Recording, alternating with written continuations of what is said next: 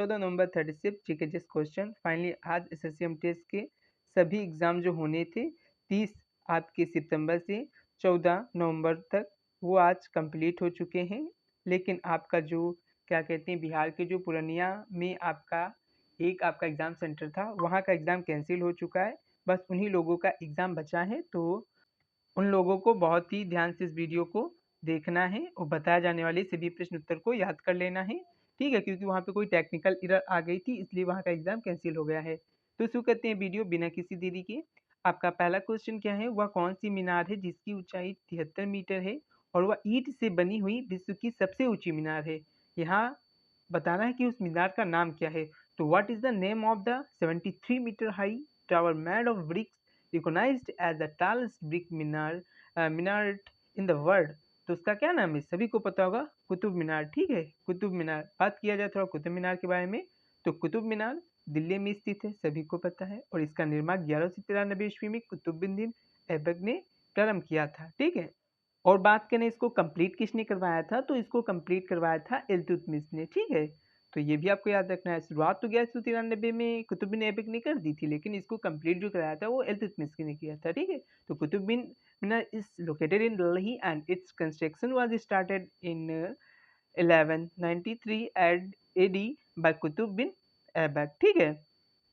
And it was completed by Iltutmish, ठीक है? तो ये भी आपको याद रखना है। नेक्स्ट इससे रिलेटेड एक इम्पोर्टेंट पॉइंट है ये कि यूनेस्को की विश्व धरोहर स्थल में शामिल है। बात की जाए कब शामिल किया गया था, तो 1993 में शामिल किया गया था, ठीक है?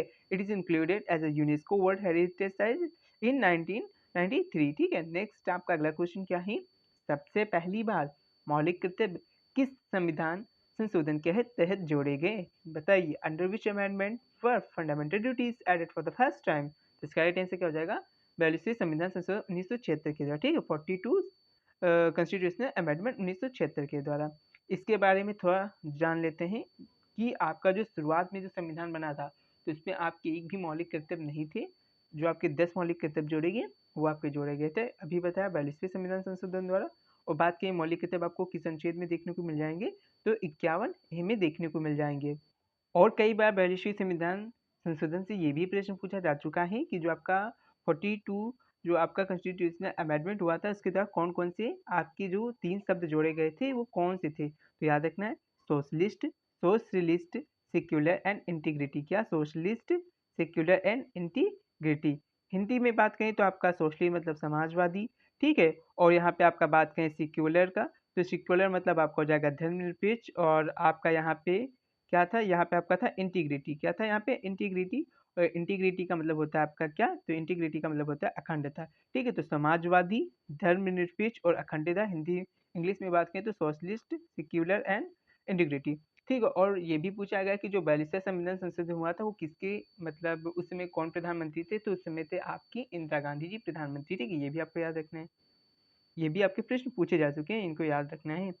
नेक्स्ट आपका वर्तमान में टोटल कितनी है फंडामेंटल ड्यूटीज? तो आपके 11 फंडामेंटल ड्यूटीज हैं, ठीक है? और जो आपकी 11 थी ये कब जोड़ी गई थी? तो 86 जो कॉन्स्टिट्यूशन अमेंडमेंट हुआ था 2002 उसके द्वारा जोड़ी गई थी, ठीक है?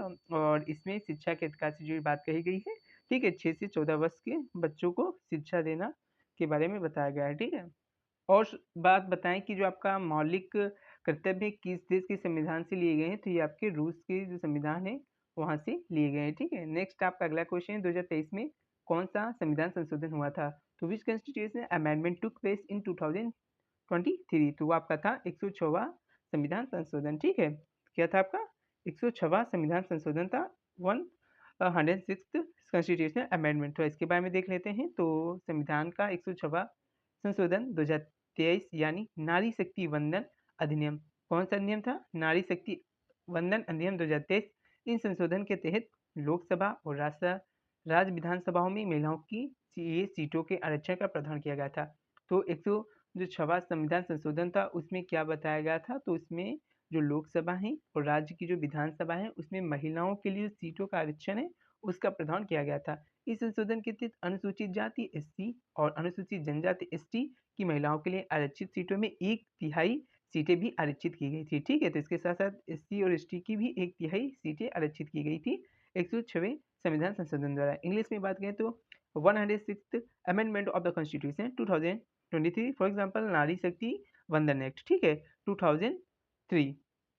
Under this amendment, provision has been made for reservation of seats for women in the Lok Sabha and state legislative assemblies. Under this amendment, one-third of the seats reserved for women of scheduled caste and scheduled tribes will also be reserved. ठीक है, तो ये बात कही गई थी, ये भी आपको याद रखना है. और 155 जो संविधान संशोधन वो आपका ओबीसी से जुड़ा हुआ है. ठीक है. नेक्स्ट आपका अगला क्या है, तो आपका अगला क्वेश्चन है, भारतीय संविधान की किस अनुच्छेद में मतदान की न्यूनतम आयु 18 वर्ष निश्चित की गई थी? Under which article of the Indian constitution is the minimum voting age set at 18 years? तो इसका राइट आंसर हो जाएगा आर्टिकल 326. तो आपका जो अनुच्छेद 326 है उसमें मतदान की न्यूनतम आयु 18 वर्ष बताई गई है. ये भी आपको पता होना चाहिए कि शुरुआत में आपकी 21 वर्ष हुआ करती थी और इसको 18 वर्ष किस संविधान संशोधन द्वारा किया गया है, तो ये आपका किया गया था 61वीं संविधान संशोधन 1989 के द्वारा. ठीक है, तो जो आपका 61वां संविधान संशोधन हुआ था 1989, इसमें ये बात कही गई थी कि जो आपकी मतदान की आयु होगी वो 21 वर्ष नहीं होगी, आपकी 18 वर्ष होगी. ठीक है, इसके बारे में भी ये बात कही गई है. नेक्स्ट, ये अनुच्छेद आम चुनाव में नागरिकों को मतदान का अधिकार देता है, ये तो सभी को पता है.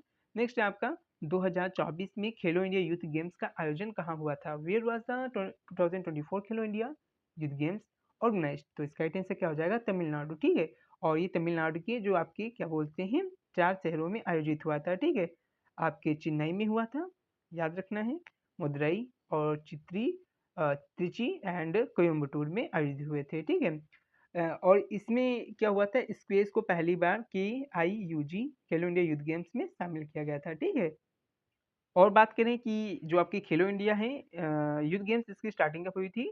तो आपकी जो खेलो इंडिया जो यूथ गेम्स है इसकी स्टार्टिंग हुई थी 2018 में. ठीक, और बात करें जो आपका 2024 में हुआ है, इसका आपका मास्कट क्या था, शुभंकर क्या था? तो इसका जो शुभंकर था वो आपका था वीरा मंगाई वेलु नचियार. क्या था?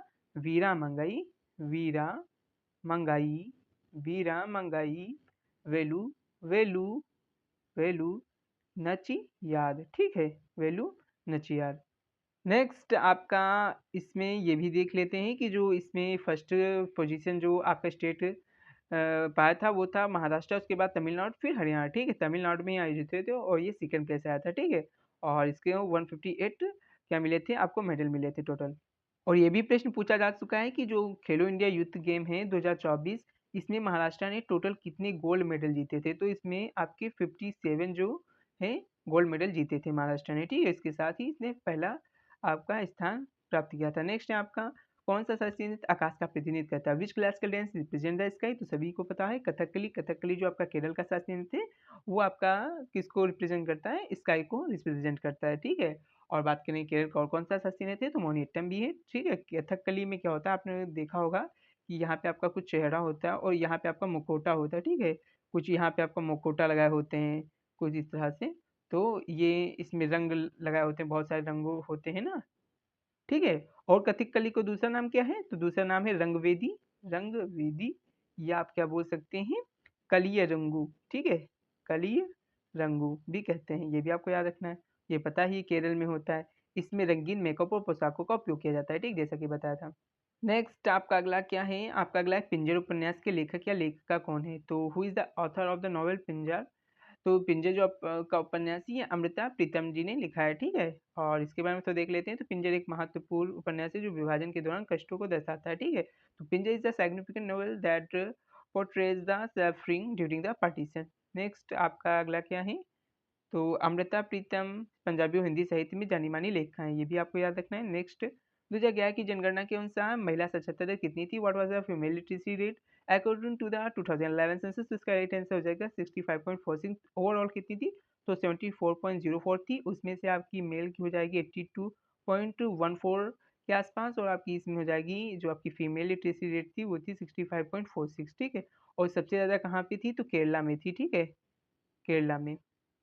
वहीं पे बात करें जो आपका सबसे अधिक साक्षरता दर वाला लिटरेसी जो रेट वाला आपका जो डिस्ट्रिक्ट है वो कौन सा है? तो वो आपका है शेरछिप जिला. ठीक, मिजोरम में स्थित है, ये भी याद रखना है, शेरछिप. ठीक है, शेरछिप. और वहीं पे बात करें सबसे अधिक महिला साक्षरता वाला राज्य कौन सा है? तो वो भी आपका केरला ही है. ठीक है, और सबसे साक्षर कौन सा है? तो वो तो बात वही होगी ही कि केरल ही है, ठीक है? और यहाँ पे साक्षरता दर कितनी है? कहीं पे आपका 92 दिखा रखा है, कहीं पे 94 दिखा रखा है। और वहीं पे हम बात करें कि सबसे अधिक साक्षरता जो है दर वाला जो आपका यूटी हो जाएगा, यूनियन टेरिटरी केंद्र शासित प्रदेश, तो वो कौन-सा हो जाएगा? वो हो जाएगा आपका लक्षद्वीप, ठीक है? तो ये आपको याद रखना है। नेक्स्ट आपका क्या है? तो थोड़ा 2011 की जो आपकी सेंसस उसके बारे में जान लेते हैं। 2011 की सेंसस आपकी कौन-सी थी? 15वीं जनसंख्या गणना थी, ठीक है? 15वीं जनगणना थी और स्वतंत्र भारत की 7वीं जनगणना थी। इसका जो आपका क्या बोलते हैं शुभंकर क्या था? तो इसका शुभंकर था प्रज्ञान शिक्षक। वहीं पे बात करें इसका आदर्श वाक्य तो हमारी जनगणना हमारा भविष्य था, अवर सेंसस अवर फ्यूचर। और वहीं पे बात करें कि जनगणना किसके शासनकाल में शुरू हुई थी? तो 1872 में लॉर्ड मेयो के शासनकाल में हुई थी। और समकालिक जनगणना की बात किसके शासनकाल में कही गई थी? तो 1881 में लॉर्ड रिपन के शासनकाल में कही गई थी। और वहीं पे बात करें कि जनसंख्या ऐसा कौन सा दशक था जिसमें जनसंख्या नेगेटिव में गई थी, घटी थी? तो वो था आपका 1911 से 1921 में, ठीक है? इसमें क्या हुआ था, इस दशक में आपकी जनगणना में देखा गया था कि जनसंख्या घटी है, ठीक है? और बात करें कि 2011 की जनगणना में ऐसा कौन-सा आपका राज्य था जहाँ पे क्या हुई थी जनसंख्या में आपकी कमी देखी गई थी? तो वो आपका था नागालैंड, ठीक है? तो इसी के साथ ये वीडियो यहीं पे समाप्त हो रही है। आई होप सभी का एग्ज़ाम बहुत अच्छा हुआ होगा। और जिन लोगों को पीडीएफ चाहिए इसका, तो वो लोग डिस्क्रिप्शन में दी गई टेलीग्राम की लिंक पे क्लिक करके टेलीग्राम जॉइन कर लें। और जिन लोगों ने अभी तक लाइक, सब्सक्राइब और शेयर नहीं किया है, वो लोग लाइक कर दें, चैनल को सब्सक्राइब कर दें और वीडियो को शेयर कर दें। वंदे मातरम, जय हिंद।